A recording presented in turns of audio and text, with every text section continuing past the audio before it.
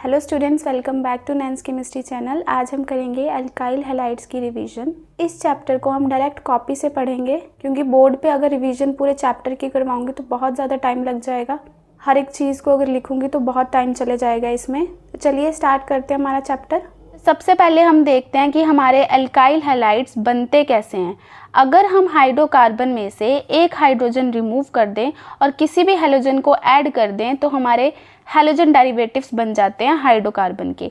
जैसे एग्जांपल है हमारा CH4। यहाँ पे हम कोई भी हाइड्रोकार्बन ले सकते हैं, CH3, CH2, CH2 कुछ भी ले सकते हैं, ठीक है। अगर हम यहाँ से एक हाइड्रोजन रिमूव कर दें और एक क्लोरीन एटम यहाँ पे देख लो हमने ऐड किया है, यहाँ पे हम हैलोजन कोई भी ऐड कर सकते हैं, क्लोरीन, ब्रोमीन, आयोडीन कुछ भी ऐड कर सकते हैं। तो हमारा क्या बनेगा, ये कंपाउंड बनेगा। यहाँ से एक हाइड्रोजन गया तो CH3 और ये क्लोरीन ऐड हुआ तो CH3Cl, ये मोनो हैलोजन डेरिवेटिव बन गया। ऐसे ही अगर हम एक और हाइड्रोजन रिमूव कर दें और एक और Cl यहाँ पे लगा दें तो ये क्या बन जाएगा, CH2Cl2।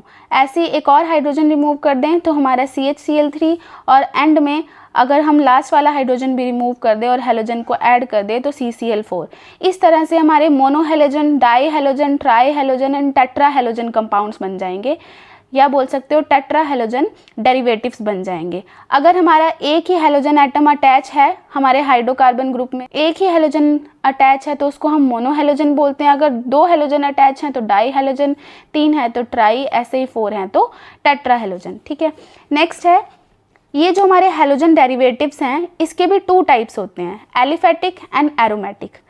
एलिफेटिक हैलोजन डेरिवेटिव्स में भी हमारे 3 टाइप्स होंगे, हेलोएल्केन्स, हेलोएल्कीन्स एंड हेलोएल्काइन्स। सबसे पहले हेलोएल्केन्स क्या होते हैं, जैसे नाम से आपको पता चल रहा है एक हमारा हैलोजन ग्रुप होगा और एक हमारा एल्केन ग्रुप होगा। तो हमारा एल्केन ये हो गया और हमारा हैलोजन ये हो गया। एल्केन्स आपको पता है ना, सिंगल बॉन्ड, अगर हमारे CH3, CH2, CH2 ये सिंगल बॉन्ड से अटैच हो, ठीक है, और हमने हैलोजन लगा देना है कोई भी, ये हमारे हो जाएंगे हेलोएल्केन्स। ये इसके एग्जांपल हो गए CH3Cl, CH2Cl2, CHCl3। अब हमने इसमें भी कौन से पढ़ने हैं, मोनो हैलोजन डेरिवेटिव्स। ये जो मोनो हैलोजन है ये डाई हैलोजन डेरिवेटिव हो गए, ये ट्राई हो गए, क्योंकि 3 लगे हैं ना, यहाँ पे 2 लगे हैं। हमने पढ़ने हैं mono halogen derivatives of alkanes, जिनको हम अल्काइल हैलाइड्स बोलते हैं, ठीक है। यही हमारा चैप्टर है। तो आपको अल्काइल हैलाइड पता चल गया कि क्या होते हैं, mono halogen derivatives of alkene, मतलब एक हैलोजन अटैच होना चाहिए और एक हमारा एल्केन ग्रुप होना चाहिए, ठीक है। ये हमने इस चैप्टर में पढ़ना है। ऐसे ही हमारे हेलोएल्कीन्स होते हैं, एक हैलोजन अटैच होगा और एल्कीन ग्रुप अटैच होगा, जैसे कि ये हमारा एल्कीन ग्रुप है, डबल बॉन्ड है ऑब्वियसली, और हमारा ये हैलोजन, इसको हम एल्कीनाइल हैलाइड्स भी बोलते हैं, या बोल सकते हो mono halogen derivatives of alkene, ठीक है। इसको हम एल्कीनाइल हैलाइड्स बोलते हैं। अब आपको याद रखना है ये एलाइल एंड विनाइल ग्रुप को आपको याद रखना है। अगर हमारा हैलोजन जिस कार्बन से अटैच है उसी के साथ डबल बॉन्ड लगी है तो वो हमारा विनाइल ग्रुप होता है और इस कंपाउंड का नाम क्या हो जाएगा, विनाइल क्लोराइड। अगर हमारा हैलोजन जिस कार्बन पे लगा है, जिस कार्बन पे डायरेक्टली अटैच है, उसके साथ वाले कार्बन पे डबल बॉन्ड है तो उसको हम एलाइल ग्रुप बोलते थे, है ना। तो ये हमारा पूरा कंपाउंड क्या हो जाएगा, एलाइल क्लोराइड, ठीक है, समझ गए। नेक्स्ट है हमारे हेलोएल्काइन्स। हेलोएल्काइन्स ऑब्वियसली अब हमें हैलोजन होना चाहिए और एक अल्काइन मतलब ट्रिपल बॉन्ड होनी चाहिए, ठीक है। तो हमारे इस तरह से हमने कोई भी अल्काइन लिया और हैलोजन लगाया तो हमारा ये हेलोएल्काइन बन गया। इसको हम एल्कीनाइल हैलाइड्स भी बोलते हैं, ठीक है, या mono halogen derivatives of alkynes, ठीक है। लेकिन हमारा चैप्टर क्या है, अल्काइल हैलाइड, इसको डिस्कस करते हैं। सेकंड है हमारा halogen derivatives of aromatic hydrocarbon. Aromatic hydrocarbon में भी 2 टाइप्स हैं हमारे, जैसे न्यूक्लियर सब्स्टिट्यूटेड डेरिवेटिव हो गए और साइड चेन डेरिवेटिव हो गए, ठीक है। न्यूक्लियर सब्स्टिट्यूटेड मतलब अगर हमारी एरोमेटिक रिंग के ऊपर डायरेक्टली अटैच हो हमारा हैलोजन तो उसको न्यूक्लियर सब्स्टिट्यूटेड डेरिवेटिव बोलते हैं, ठीक है। यहाँ पे भी देखो हमारे एरोमेटिक रिंग के ऊपर डायरेक्टली अटैच है हमारा हैलोजन, ठीक है। साइड चेन सब्स्टिट्यूटेड क्या होते हैं, अगर हमारा ये एरोमेटिक कंपाउंड के साथ जो डायरेक्टली कार्बन जुड़ा है उसके साथ अगर हैलोजन लगा हो तो ये साइड चेन में आ जाता है, ठीक है। तो फिर हम पता क्या करते हैं, हम इसको सब्स्टिट्यूएंट की तरह मानते हैं और इसको मेन चेन की तरह मानते हैं, ठीक है। ये भी हमारे अल्काइल हैलाइड्स ही होते हैं, ठीक है। तो हमने पढ़ना इन दोनों को है, इसमें से इसको पढ़ेंगे और इसमें से हमारे इनको पढ़ेंगे, ठीक है। ऐसे हमारा ये है, इसमें भी देखो हमारा जो एरोमेटिक रिंग है उसके साथ वाले कार्बन के साथ लगी हुई है। अभी आपको और समझ में आएगा, अभी देखते हैं। देखो हमने पढ़ना क्या है, हमें पता है अल्काइल हैलाइड्स। अल्काइल हैलाइड्स हमने पढ़ लिया क्या होते हैं, मोनोहैलोजन डेरिवेटिव्स ऑफ एल्केन। एल्केन में से अगर हम एक हाइड्रोजन को रिप्लेस करके हैलोजन को ऐड कर देंगे, इनमें से कोई भी क्लोरीन, ब्रोमीन, आयोडीन। अच्छा, आपके सिलेबस में सिर्फ क्लोरीन, ब्रोमीन, आयोडीन है। फ्लोरीन, क्लोरीन, ब्रोमीन, आयोडीन होते हैं ना, फ्लोरीन क्यों नहीं है? फ्लोरीन यहाँ पे हाईली एक्सप्लोजिव होता है और उसकी जो रिएक्शंस होती हैं ना वो इन तीनों से डिफरेंट होती हैं, तो वो आपके सिलेबस में है ही नहीं। सिर्फ यहाँ पे आप पूरे चैप्टर में क्लोरीन, ब्रोमीन, आयोडीन को ही देखोगे, ठीक है। तो इसको अगर हम ऐड कर देंगे तो हमारा अल्काइल हैलाइड बन जाएगा। इनका जो जनरल फॉर्मूला होता है वो होता है CnH2n+1 X। X यहाँ पे आपको पता है हैलोजन है, या हम इसको RX से भी लिखते हैं। R यहाँ पे कोई भी अल्काइल ग्रुप होगा और X यहाँ पे हैलोजन होगा, ठीक है। जैसे एग्जाम्पल के लिए अल्काइल ग्रुप मतलब CH3, CH2, CH2 कोई भी यहाँ पे ग्रुप लगा हो सकता है, लेकिन एल्केन होना चाहिए, ठीक है। मतलब हमारी सिंगल बॉन्ड होनी चाहिए उसमें। जैसे कि CH3Cl हमारा मिथाइल क्लोराइड हो गया, इथाइल ब्रोमाइड हो गया, आइसोप्रोपाइल आयोडाइड हो गया, ठीक है। ये सारे क्या हैं हमारे अल्काइल हैलाइड्स। ऐसे हमने बोला था ना एरोमेटिक में, हमारा जो दूसरा था aromatic side chain substituted derivative जो थे हमारे, ठीक है। ऐसे ही एरोमेटिक रिंग होगी, उससे जो डायरेक्टली अटैच कार्बन है उसके साथ हैलोजन लगा होना चाहिए, तो वो भी हमारा अल्काइल हैलाइड ही होगा, ठीक है। डायरेक्टली अटैच नहीं होना चाहिए, उसके साथ वाले पे अटैच होना चाहिए। तो हम इसको क्या करते हैं, इसको हम मेन चेन मान लेते हैं और इसको हम एज अ सब्स्टिट्यूएंट ले लेते हैं, ठीक है। इसको हम एज अ सब्स्टिट्यूएंट मानते हैं। ये हमारा फिनाइल ग्रुप है ना, अगर इसको हम सब्स्टिट्यूएंट की नज़र से देखें तो ये क्या है हमारा फिनाइल। तो इस पूरे कंपाउंड का नाम क्या हो जाएगा, फिनाइल क्लोरोमीथेन, ठीक है। और इसका कॉमन नेम क्या हो जाएगा, बेंजल क्लोराइड, ठीक है, समझ के। तो इस तरह से भी हमारे कंपाउंड हो अगर, तो वो भी हमारे अल्काइल हैलाइड्स होते हैं। ऐसे ही अगर हमारा कोई भी साइक्लिक कंपाउंड हो, जैसे ये हमारा साइक्लिक कंपाउंड है, इसके साथ भी कोई भी हैलोजन लगा हो तो ये भी हमारे अल्काइल हैलाइड्स होंगे। बस यहाँ पे डबल बॉन्ड नहीं होनी चाहिए, ठीक है। अगर यहाँ पे डबल बॉन्ड होगी या एरोमेटिसिटी होगी और फिर डायरेक्टली अटैच हो, फिर नहीं होंगे हमारे ये अल्काइल हैलाइड्स, ठीक है। इसका हमारा नेम क्या होगा, क्लोरोसाइक्लोहेक्सेन। अब आपने बात जो याद रखनी है हमेशा, अगर हमारा हैलोजन एटम डायरेक्टली अटैच होगा एरोमेटिक रिंग के साथ तो हमारा वो एराइल हैलाइड होता है, जो आपका नेक्स्ट चैप्टर है, ठीक है। अल्काइल हैलाइड नहीं होगा, उसको हम एराइल हैलाइड बोलेंगे अगर हमारा हैलोजन एटम ऐसे डायरेक्टली अटैच हो, ठीक है। क्लोरीन, ब्रोमीन, आयोडीन कुछ भी, समझ गए। अब है क्लासिफिकेशन ऑफ अल्काइल हैलाइड्स। हमारे 3 टाइप्स के होते हैं, primary halides, secondary and tertiary. Primary halides कैसे होंगे, ये जो हमारा हैलोजन जिस कार्बन के साथ अटैच है, डायरेक्टली अटैच है जिस कार्बन के साथ, उसके साथ हमने देखने कितने कार्बन अटैच हैं, ठीक है। हैलोजन के साथ जो कार्बन अटैच है उसके साथ वाले देखने हैं। अब इसमें देखो सिर्फ एक ही कार्बन अटैच है इस कार्बन के साथ, ठीक है, तो इसको हम प्राइमरी हैलाइड बोलेंगे। अगर हमारे देखो ये हमारा हैलोजन है, ठीक है, इस कार्बन के साथ हमारे दो कार्बन ग्रुप अटैच हैं, तो ये हमारा क्या हो गया, सेकेंडरी हैलाइड। ऐसे ही ये हमारा हैलोजन है, इसके साथ जो हमारा ये कार्बन डायरेक्टली अटैच है, इसके साथ देखो कितने और कार्बन जुड़े हुए हैं, देखो 1 2 3, ठीक है, 3 कार्बन जुड़े हुए हैं हमारे, इसका मतलब ये टर्शरी हैलाइड है, ठीक है। समझ के ना कैसे देखना है, प्राइमरी, सेकेंडरी, टर्शरी। अब आपने याद रखना है कि हमारे alkyl halide most reactive organic compounds है।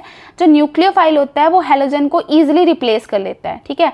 अगर हम रिएक्शन में न्यूक्लियोफिलिक रिएजेंट डालेंगे तो हैलोजन ईजिली हमारा बाहर निकल जाएगा, उसकी जगह हमारा न्यूक्लियोफाइल अटैच हो जाएगा। आपको पता है ना न्यूक्लियोफाइल क्या होता है, इलेक्ट्रॉन रिच स्पीशीज, ठीक है, मतलब उसके पास इलेक्ट्रॉन्स ज़्यादा होंगे, ठीक है, वो इलेक्ट्रॉन देना चाहेगा, ठीक है। ऐसे ये तो मैंने आपको पहले बता दिया कि जो हमारा फ्लोरीन होता है, फ्लोरो डेरिवेटिव्स बनेंगे उससे, है ना, फ्लोरीन से, तो वो हमारे उनकी प्रॉपर्टीज ना, या बोल सकते हैं उसका रिएक्शन करने का तरीका क्लोरीन, ब्रोमीन, आयोडीन से थोड़ा डिफरेंट होता है, और वो एक्सप्लोजिव भी होते हैं। ये तो हमने पहले ही डिस्कस कर लिया है कि हमारे जो फ्लोरो डेरिवेटिव्स होते हैं बाकी सभी क्लोरीन, आयोडीन डेरिवेटिव से डिफरेंट होते हैं, ठीक है। अब देखते हैं हम नोमेनक्लेचर। नोमेनक्लेचर की बात करें, अगर हमने कॉमन नेम लिखना हो अल्काइल हैलाइड्स का तो हम कैसे लिखेंगे, अल्काइल ग्रुप के नेम को लिखेंगे और हैलाइड के, हैलोजन के नेम को लिखेंगे। कैसे, अल्काइल जैसे कि हमारा ये है मिथाइल क्लोराइड, देखो हमने ये जो अल्काइल ग्रुप था इसके नेम को हमने मिथाइल लिखा, YL लगाना है हमने, YL लगाना है। जैसे मिथेन मान लो, ये हमारा जो मिथाइल क्लोराइड है किससे बना होगा, मिथेन से बना होगा, तो हमारे ये वाला ग्रुप क्या है, मिथाइल, और ये क्या है हमारा क्लोरीन। क्लोरीन नहीं हमने लिखना, हमने क्लोराइड लिखना है, IDE लगाना है, उसमें YL लगाना है, ठीक है, ये आपको याद रखना है। और ऐसे ही देखो ये इथेन से हमारा इथाइल ग्रुप बना है, ठीक है, तो ये इथाइल आयोडाइड, ठीक है, ये आयोडीन था, आयोडीन से क्या हो गया, आयोडाइड, ठीक है, तो ये तो आपको पता है, ठीक है। नेक्स्ट है IUPAC भी इजी है। आपको सबसे पहले लॉन्गेस्ट चेन देखनी है, उसमें हेलोजन एटम होना चाहिए, ऐसी लॉन्गेस्ट चेन लेनी है जिसमें हेलोजन एटम हो, ठीक है। स्मॉलेस्ट नंबर देना है हमने हेलोजन एटम को, और जो हमारे हेलोजन से क्लोरीन, ब्रोमीन, आयोडीन, उसको हमने लिखना कैसे है, क्लोरो ब्रोमो आयोडो, ऐसे करके लिखना है, ठीक है। जैसे कि हम यहाँ पे ये करके भी देख लेते हैं। अब देखो यहाँ पे लॉन्गेस्ट चेन कौन सी है, हमें यही दिख रही है यहाँ पे लॉन्गेस्ट चेन। देखो नंबरिंग कहाँ से होगी, यहाँ से। क्यों यहाँ से होगी, क्योंकि ये देखो क्लोरीन को छोटा नंबर मिलेगा ना, अगर हम यहाँ से नंबरिंग कर देते तो क्लोरीन को छोटा नंबर नहीं मिलता, ठीक है। तो ये 1 2 3 4 एंड 5, ठीक है। तो इसका नाम क्या हो जाएगा, 2 क्लोरो, सेकेंड पोजीशन पे लगा है ना हमारा क्लोरीन, ठीक है। नेक्स्ट हमारे थर्ड पोजीशन पे कौन सा सब्स्टिट्यूएंट लिखा है, मिथाइल, और फोर्थ पे भी हमारा मिथाइल लगा है। तो यहाँ पे हम ऐसे लिख सकते हैं 3 4 डाई मिथाइल, क्योंकि दोनों मिथाइल ग्रुप थे ना, तो डाई मिथाइल लिख सकते हैं। अब इस पूरे चेन को देख लो, meth eth prop but pent, ठीक है। तो यहाँ पे क्या आ जाएगा, पेंट, और यहाँ पे सिंगल बॉन्ड है तो एन, ठीक है। इस तरह से लिखना है। ये तो आपको सबको पता है ना कि इसका लिखने का जो ऑर्डर होता है वो क्या होता है। देखो सबसे पहले हम क्या करते हैं, सब्स्टिट्यूएंट का नेम लिखते हैं। कोई भी सब्स्टिट्यूएंट हो, क्लोरो, ब्रोमो, आयोडो, और कोई भी हमारे ये सब्स्टिट्यूएंट, ये भी तो हमारे सब्स्टिट्यूएंट की तरह ही काम किया, ठीक है। सबसे पहले हमने सब्स्टिट्यूएंट का नाम लिखना है। फिर अगर साइक्लो वगैरह हो, मतलब हमारा जो ग्रुप है वो साइक्लिक हो, जैसे ये हमारा साइक्लिक था ना, अगर हमारा साइक्लो वगैरह हो तो वो लिखना है हमने। फिर हमने क्या करना है, कार्बन चेन, जो मेन पेरेंट कार्बन चेन है ना, उसके कार्बन्स को काउंट करना है, मिथ इथ प्रॉप वगैरह, ठीक है। इस तरह से लिखना है। फिर हमने देखना है कि सिंगल बॉन्ड है कि डबल बॉन्ड है ना, मतलब एन इन आइन ऐसे करके करते नहीं आप कि सिंगल बॉन्ड है, डबल है कि ट्रिपल है, ठीक है। सॉरी, वाई एन ई आइन, ठीक है। ऐसे ही एंड में फंक्शनल ग्रुप, ठीक है। ये सब कुछ आपको ऑलरेडी पता है, एक बार मैं आपको जस्ट रिवाइज करवा रही हूँ कि इस तरह से आपको नेमिंग लिखनी होती है, ठीक है। अब नेक्स्ट देखते हैं। अब इसमें देखो हमें लॉन्गेस्ट चेन तो एक ही दिख रही है ऑब्वियसली, और हमें पता है कि नंबरिंग भी यहाँ से होने, क्योंकि इसको हमें स्मॉलेस्ट नंबर देना है। तो ये क्या हो जाएगा, सबसे पहले हमने सब्स्टिट्यूएंट का नेम लिखना है, ठीक है। और कौन सी पोजीशन है हमारी, सेकेंड। तो ये क्या आ जाएगा, 2 ब्रोमो, ठीक है। ब्रोमीन है तो ब्रोमो आ जाएगा। कितने कार्बन है हमारे, 4, ठीक है। तो ये क्या आ जाएगा, ब्यूट। देखो मिथ इथ प्रॉप एंड ब्यूट, ठीक है। तो यहाँ पे क्या आ जाएगा, ब्यूट, और सिंगल बॉन्ड है तो एन, ठीक है। समझ के अगर अच्छा इसका अगर हमने कॉमन नेम लिखना होता तो कैसे लिखते, हमें पता है। ये देखो मैंने आपको बताया था कि एल्काइल ग्रुप और हेलाइड ऐसे नाम लिखना है उसका, एल्काइल और हेलाइड, इस टाइप से उसका नाम लिखना है, ठीक है। तो यहाँ पे सबसे पहले ये जो एल्काइल चेन है हमारी, ये जो एल्केन की चेन है, इसको देख लो। ये क्या है, मिथ इथ प्रॉप ब्यूट, मतलब ब्यूटाइल है ना, ब्यूटेन से बनी है ना ये। तो यहाँ पे क्या आ जाएगा, ब्यूटाइल। एल्काइल का यहाँ पे वाइल लेना है तो ब्यूटाइल, ठीक है। और यहाँ पे ये कौन सा है हमारा ग्रुप, हमें बताया ब्रोमीन है, लेकिन ब्रोमीन में हम एंड में क्या लगा देते हैं, आईडीई। तो यहाँ पे क्या आ जाएगा, ब्रोमाइड। अब यहाँ पे आपको पोजीशन भी मेंशन करनी पड़ेगी। ये कौन सा एल्काइल हैलाइड है, प्राइमरी है, सेकेंडरी है, टर्शरी है। अब देखो ये जो हमारा हैलोजन है, ये जिस कार्बन से डायरेक्टली अटैच है, उस कार्बन से और कितने कार्बन अटैच हैं, देखो इससे हमारा ये भी अटैच है और ये भी अटैच है, ठीक है। तो 2 हो गए, तो ये क्या हो गया, सेकेंडरी।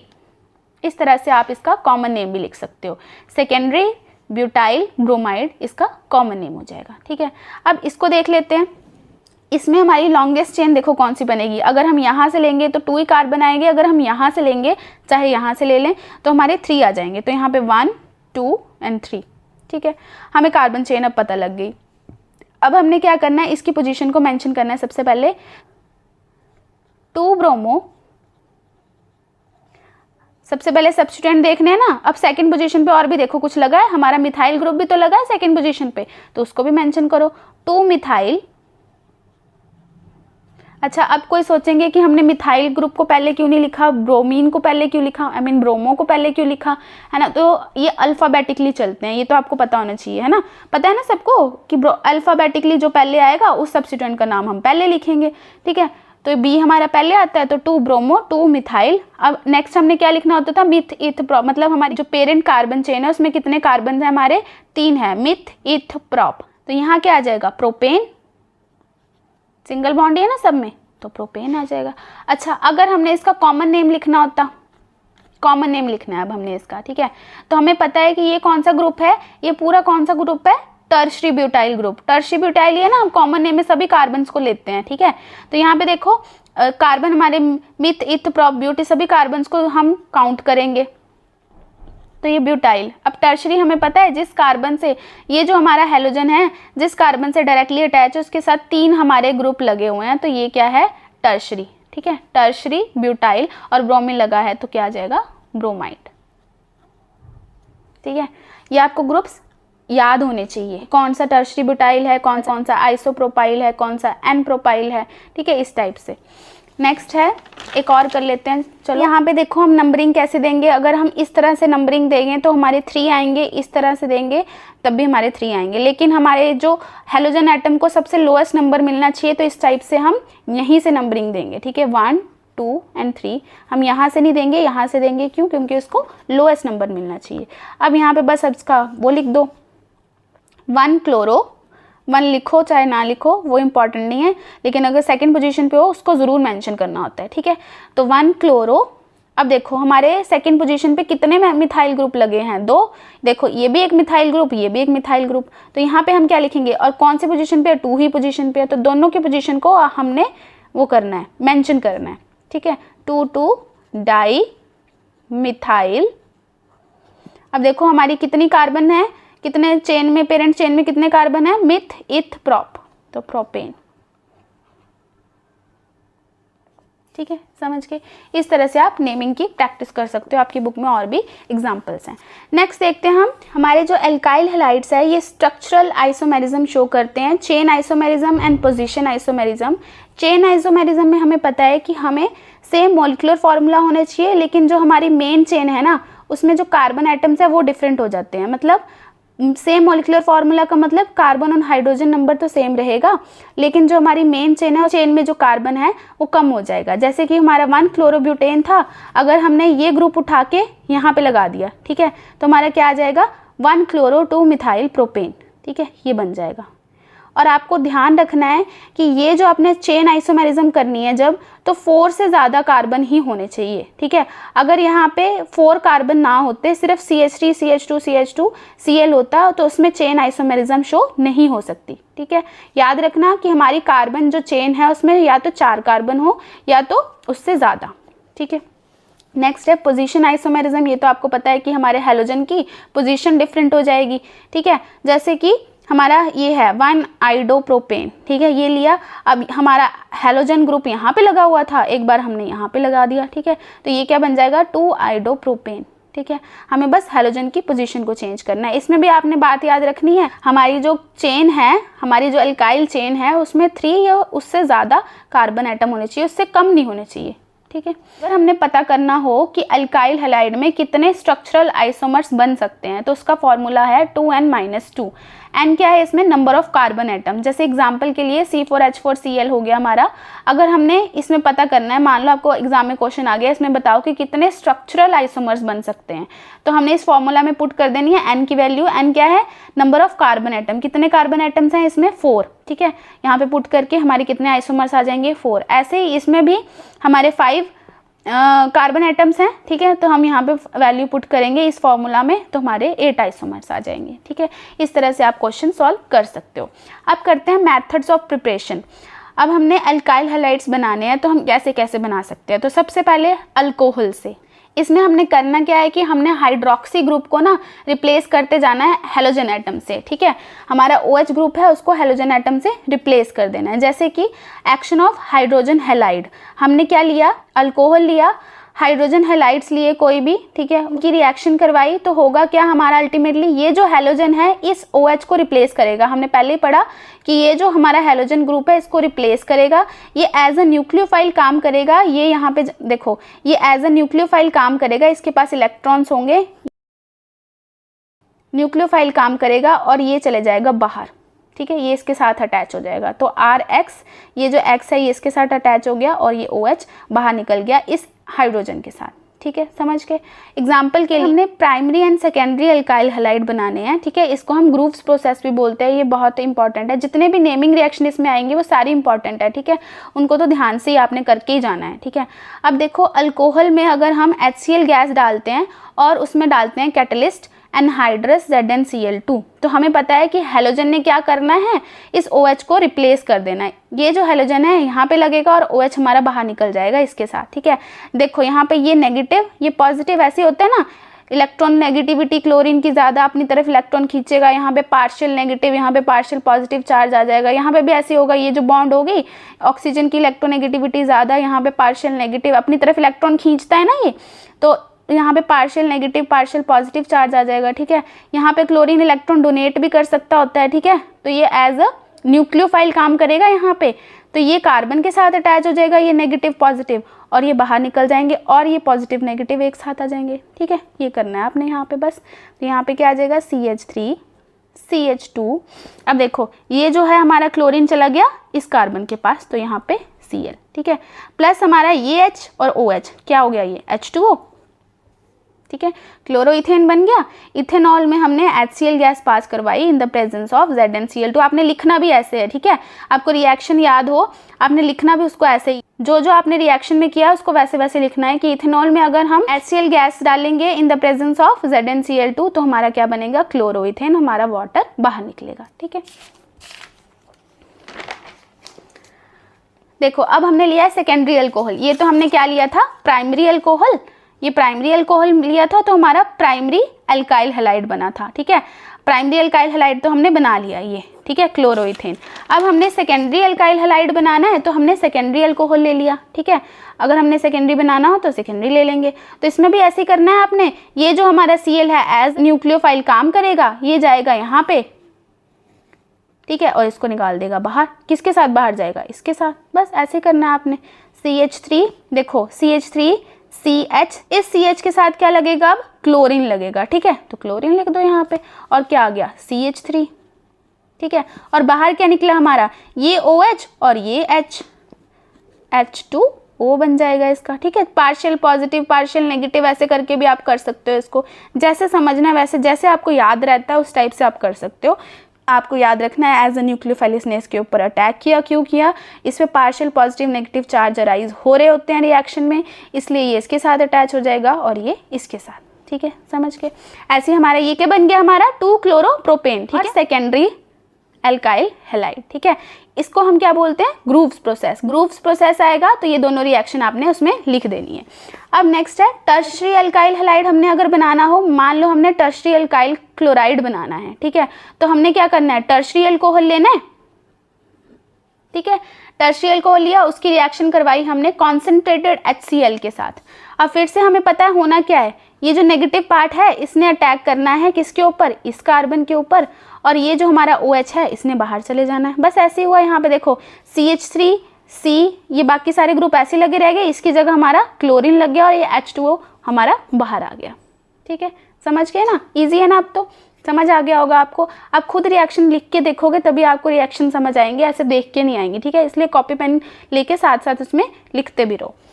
नेक्स्ट है, अगर हमने अल्काइल ब्रोमाइड और आयोडाइड्स बनाने होते हैं, ठीक है, ये तो हमने अल्काइल क्लोराइड्स बनाए प्राइमरी सेकेंडरी एंड टर्शरी। अगर हमने अल्काइल ब्रोमाइड और आयोडाइड बनाने होते तो हम कैसे बनाते, देखो फिर हमें क्या करना पड़ेगा, अल्कोहल को ना लगातार हीट करना पड़ेगा, ठीक है।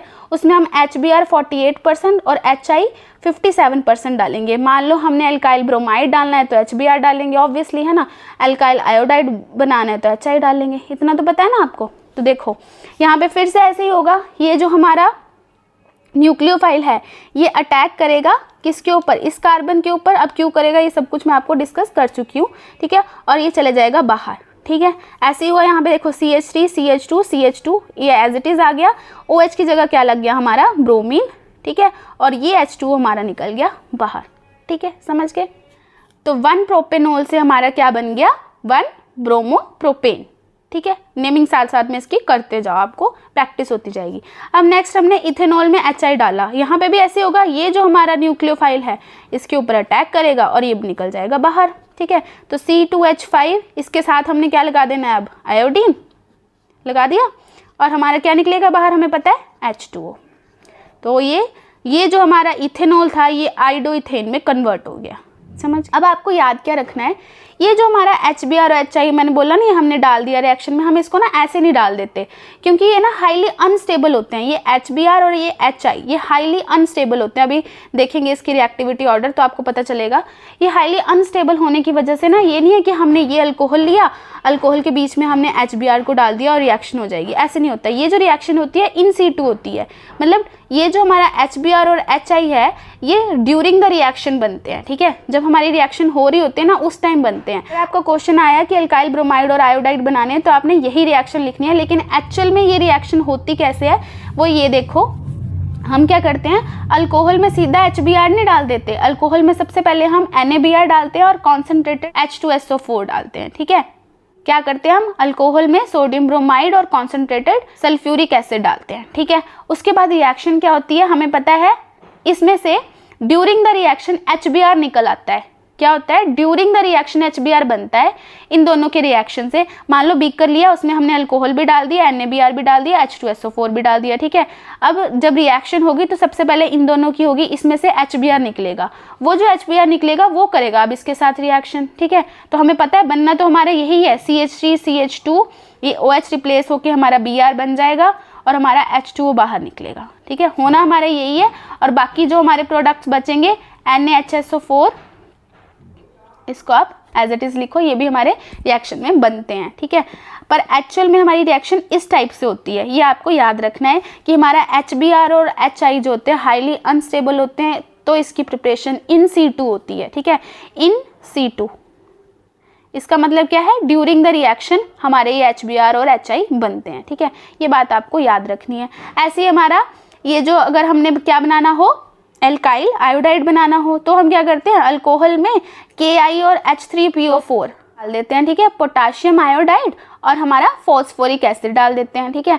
होना फिर से यही है, यहाँ से HI निकलना है। इन दोनों की रिएक्शन से मैं आपको बताती हूँ, इन दोनों की रिएक्शन से हमारा HI बनता है, फिर वो जो HI है वो इस अल्कोहल के साथ रिएक्ट करेगा, ठीक है। बनेगा हमारा प्रोडक्ट यही CH3I + H2O, जो हमारी पीछे रिएक्शन हुई थी ना, हमारे ये रिएक्शन मैंने आपको बताई थी, रिएक्शन यही होनी है, बस हम डायरेक्टली नहीं डालते HI को, हम इस फॉर्म में डालते हैं और HI हमारा ड्यूरिंग द रिएक्शन बनता है। और हमारा जो बचा, आप देखो यहाँ पे बचा क्या है हमारा, K, एक तो K बचा है, H हमारे 2 बचे हैं, PO4 बचा है हमारा, है ना। एक H हमारा यहाँ पे इसके साथ निकल गया ना H2O के साथ, ठीक है। इस टाइप से जो बचा होगा उसको लिख देना। अगर पूछ लिया इन situ में कैसे बनते हैं तो आपको बता देना, इन situ में हमारे HBr और HI इस टाइप से बनते हैं, ठीक है। ये आपकी बुक में मेंशन था इसलिए मैंने आपको इतना एक्सप्लेन किया इसको, ठीक है। अब नोट में आपको रिएक्टिविटी सीरीज याद रखनी है। Reactivity order of halogen acids, ये सारे हमारे हैलोजन एसिड्स हैं, HI, HBr, HCl, ठीक है। इनकी रिएक्टिविटी याद रखनी है। जो हमारा HI है वो हाईली रिएक्टिव होता है, उससे कम HBr, सबसे कम हमारा HCl, ठीक है। HI हमारा हाईली रिएक्टिव क्यों होता है, क्योंकि ये जो आयोडीन है ये क्लोरीन, ब्रोमीन, आयोडीन, इनका साइज देखो, क्लोरीन हमारा छोटा होगा, ब्रोमीन हमारा और बड़ा होगा और आयोडीन हमारा सबसे बड़ा साइज होगा इसका, ठीक है। इसके एटम का साइज सबसे बड़ा होगा ऑब्वियसली। तो जो हमारे HI की बॉन्ड लेंथ है, अब देखो हमारा जो हाइड्रोजन है, मैं यहाँ पे समझाती हूँ, हमारा हाइड्रोजन है वो तो छोटा ही है यहाँ पे, लेकिन हमारे दूसरे हैलोजन एटम का साइज बढ़ता जा रहा है, ठीक है। तो हमारा इंटरन्यूक्लियर डिस्टेंस भी तो बढ़ता जाएगा। यहाँ पे देखो इंटरन्यूक्लियर डिस्टेंस पहले छोटा था, फिर और बड़ा हो गया और बड़ा हो गया, ठीक है। यहाँ पे देखो इस तरह से, ठीक है। मान लो ये क्लोरीन, ये HCl है, ये HBr है, ये HI है।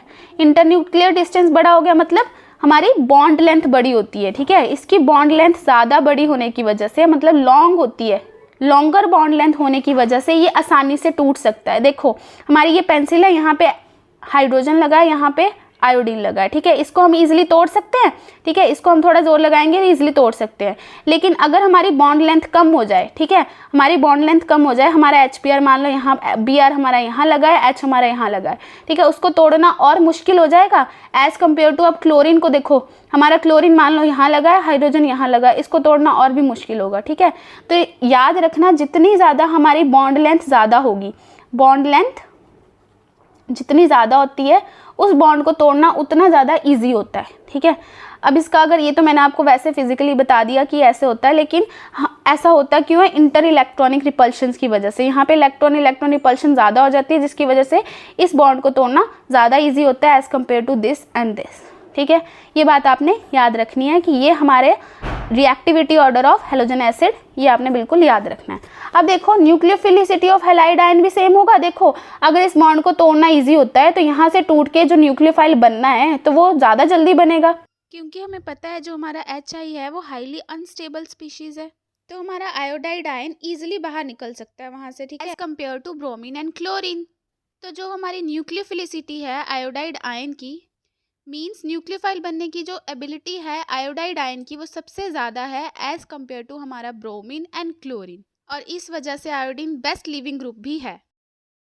ऐसे ही the order of reactivity of alcohol towards halogen acid, ये जो हमारे हैलोजन एसिड्स हैं, अब हमारे अल्कोहल्स की क्या रिएक्टिविटी ऑर्डर होता है। हमारे जो टर्शरी अल्कोहल होते हैं वो जल्दी रिएक्ट करते हैं as compare to secondary and primary, ठीक है। टर्शरी अल्कोहल पता है ना आपको, ये देखो अगर हमारा ये है अल्कोहल, ठीक है, हमारा ये जो OH ग्रुप है जिस कार्बन से अटैच है उसके साथ 3 कार्बन अटैच हों, ये टर्शरी अल्कोहल हो जाएगा।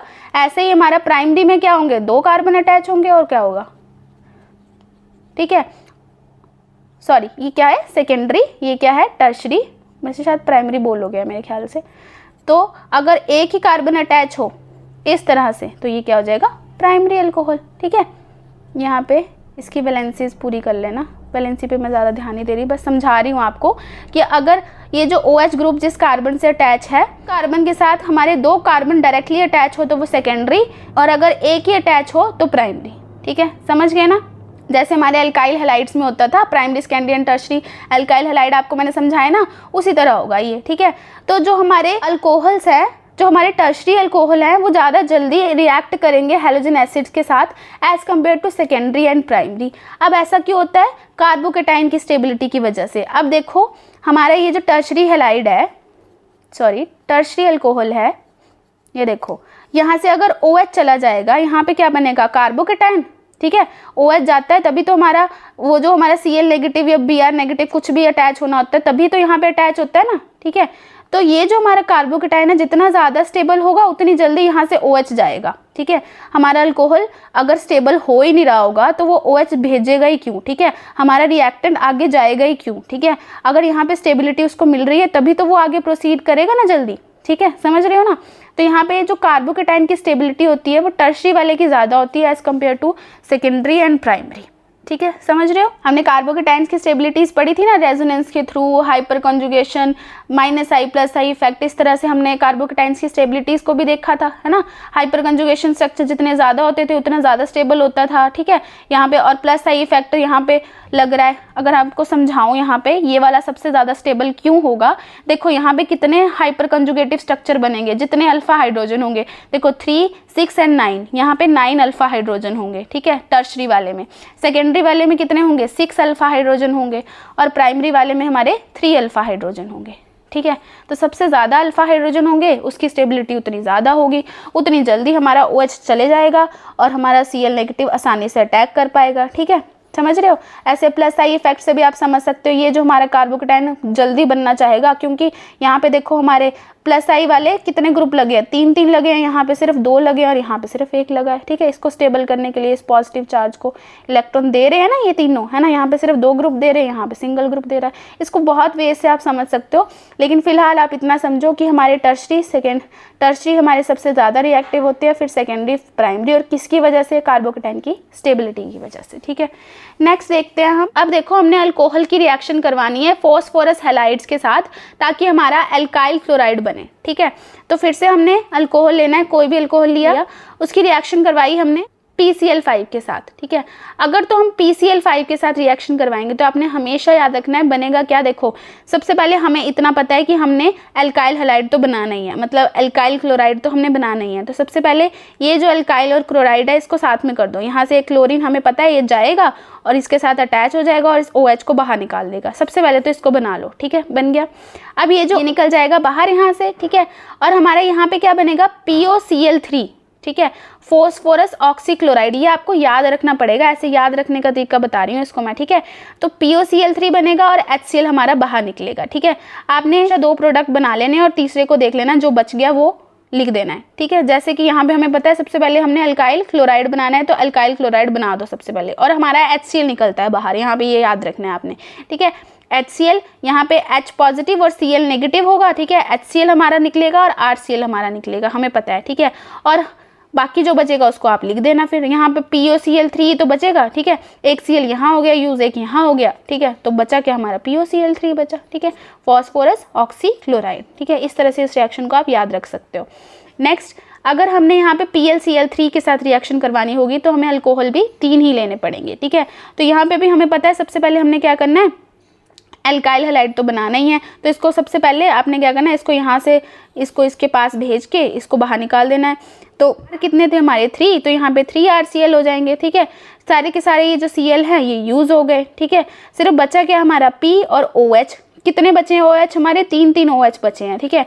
तो हमारा H3, P हमारा एक ही था, ठीक है। यहाँ पे देखो 3 पूरे पर है, पूरे कंपाउंड पर है, ठीक है। यहाँ पे O भी 3 है, H भी 3 है, तो यहाँ पे H3PO3 बनता है, फॉस्फोरस एसिड। तो याद रखना, अगर PCl5 के साथ रिएक्शन करवाते हैं तो फॉस्फोरस ऑक्सीक्लोराइड बनता है, अगर PCl3 के साथ रिएक्शन करवाते हैं तो फॉस्फोरस एसिड बनता है H3PO3, ठीक है। अब रिएक्शन करके देखते हैं। अब देखो मैंने आपको जनरल रिएक्शन बता दी ना कैसे होना है, इसको आपने कॉपी में लिख लिया होगा आई होप, ठीक है। अब देखो ये अल्कोहल है PCl5, हमें पता है जब PCl5 डालते हैं तो हमारा क्या बनता है, फॉस्फोरस ऑक्सीक्लोराइड बनता है, ठीक है। इतना तो हमें पता है। और सबसे पहले हमें बनाना क्या है, अल्काइल क्लोराइड बनाना है, तो सबसे पहले अल्काइल क्लोराइड तो बना दो। ये पूरा अल्काइल ग्रुप है, इसको एज इट इज लिख दो, CH3 CH2 CH2, ये पूरा अल्काइल ग्रुप तो ऐसे ही लिखना है हमने, ठीक है। और यहाँ पे से एक हम Cl यहाँ पे इसको दे देंगे, ठीक है।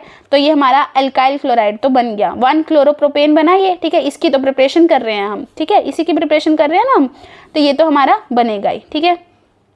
नेक्स्ट, हमें पता है इसमें से HCl भी बाहर निकलता है और POCl3 भी निकलता है, बस यहाँ पे POCl3 प्लस HCl निकाल दो, ठीक है।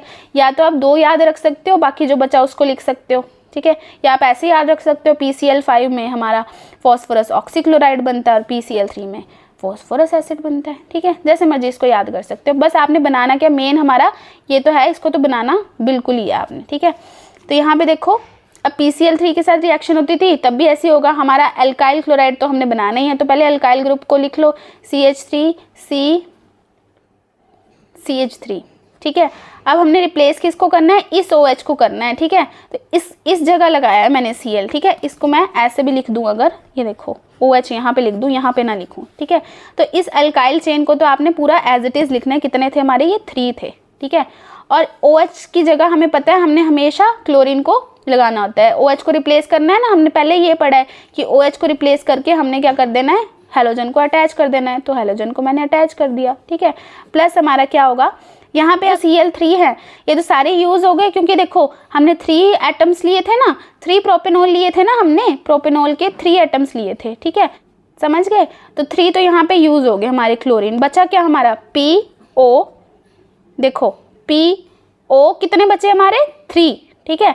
तो यहाँ पे 3 और H कितने बचे हमारे 3, ठीक है। ये क्या है हमारा फॉस्फोरस एसिड, H3PO3 बनेगा, समझ रहे हो ना। सबसे पहले हमने अल्काइल हैलाइड बना देना है, यहाँ पे अल्काइल क्लोराइड बनाना है, तो इसको बना दो सबसे पहले, OH को रिप्लेस करके क्लोरीन को लगा दो और बाकी जो बचा उसको लिख दो, ठीक है। बाकी हमारा ये ही तो बचा है, ठीक है, इसको लिख दो और ये हमारा फॉस्फोरस एसिड बनेगा, ठीक है, समझ गए। अगर हमने अल्काइल ब्रोमाइड्स एंड आयोडाइड्स बनाने हो, ठीक है, फिर से इनकी जो प्रिपरेशन होगी वो इन situ होगी, ठीक है। ये तो आपने याद रखना है, इनकी प्रिपरेशन कैसे होगी, इन situ होगी। कैसे होगी, देखो हम 2 फॉस्फोरस और आयोडीन के 3 मॉलिक्यूल्स लेंगे, उनकी रिएक्शन होगी तो हमें पता है Pi3 बनेगा, ठीक है, 2Pi3 बनेगा। अब ये जो Pi3 है ये रिएक्शन में फिर अल्कोहल के साथ रिएक्ट करेगा, ठीक है। हमने लिया बीकर लिया, उसमें हमने अल्कोहल डाला और ये 2P और 3I2 ये तीनों चीज़ें डाल दी, ठीक है। और इससे क्या हुआ, इससे रिएक्ट होके Pi3 बना, उस Pi3 ने अल्कोहल के साथ रिएक्शन करनी है, जैसे पहले हुआ था ना वैसे ही होगा बस, ठीक है। अब फिर से ये जो आयोडीन है ये इसके साथ लग जाएगा और OH निकल जाएगा बाहर एज अ H3PO3, ठीक है। लाइट चली गई, आई थिंक दिख रहा है फिर भी, हाँ जी। तो हम कहाँ थे, हमने फिर से क्या किया, यहाँ पे इन situ प्रिपरेशन की इसकी, अल्कोहल में हमने 2P और 3I2 डाला, उसमें से ये जो दोनों हैं इन्होंने रिएक्ट करके PI3 बनाया और फिर इसने रिएक्ट किया अल्कोहल के साथ। अब हमें पता है अल्काइल ब्रोमाइड या अल्काइल आयोडाइड बनाना है हमने। आयोडीन है तो अल्काइल आयोडाइड बना दो, OH को बाहर निकाल दो, उसकी जगह I लगा दो, ठीक है। और हमारा H3PO3 बचेगा, उसको एज इट इज़ लिख दो जैसे हमने ऊपर वाली रिएक्शन में किया है, ठीक है। इसके लिए आप जनरल रिएक्शन ये याद रख सकते हो, जब भी हमने 3OH डालना, ये हमने अभी डिस्कस किया, ठीक है, PX3, तो हमारे हमेशा 3 मॉलिक्यूल्स निकलेंगे अल्काइल हैलाइड के और हमारा फॉस्फोरिक एसिड बाहर निकलेगा, ठीक है। इसको आपने इस जनरल रिएक्शन को याद रखना है, उसी के अकॉर्डिंग ये रिएक्शन कर देनी है आपको। ऐसे ही ब्रोमीन की भी हमने 2 मॉलिक्यूल फॉस्फोरस और ब्रोमाइड के डाले, तो सबसे पहले ये दोनों रिएक्ट करेंगे और PBr3 बनेगा। फिर PBr3 हमारा इस अल्कोहल के साथ रिएक्ट करेगा, हमारा Br मॉलिक्यूल जाएगा इसके पास और ये निकलेगा बाहर, ये बाहर निकल जाएगा। इस Br को इसके साथ लगाना है तो लगा दो। 3 मॉलिक्यूल्स किसके है, CH3, CH2 और यहाँ पे क्या आ जाएगा Br, ठीक है। प्लस में हमें पता है हमारा क्या निकलेगा H3। देखो H हमारे 3, P हमारा 1, P हमारा 1, O हमारे 3, ठीक है, PO3 फॉस्फोरस एसिड हमारा बाहर निकलेगा। अब आपने नोट में ये रिएक्शन याद रखनी है, ये वाली, अच्छा मैंने यहाँ पे लिखी हुई थी, ठीक है, ये वाली रिएक्शन याद रखनी है। ये जनरल रिएक्शन है, आपके अल्काइल ब्रोमाइड्स, आयोडाइड और PCl3 अल्काइल क्लोराइड भी इसी से बनेंगे, Cl3 वाले, ठीक है, जितने भी होंगे। अगर यहाँ पे Cl3, Br3, I3 लगाएंगे तो ये रिएक्शन पूरी ऐसी ही होनी है, ठीक है। Alkyl bromides, chlorides and iodides आप इससे बना सकते हो, ठीक है। नेक्स्ट रिएक्शन है हमारी एक्शन ऑफ थायोनिल क्लोराइड। अब अल्कोहल के साथ हमने रिएक्शन करवानी है थायोनिल क्लोराइड की, ठीक है।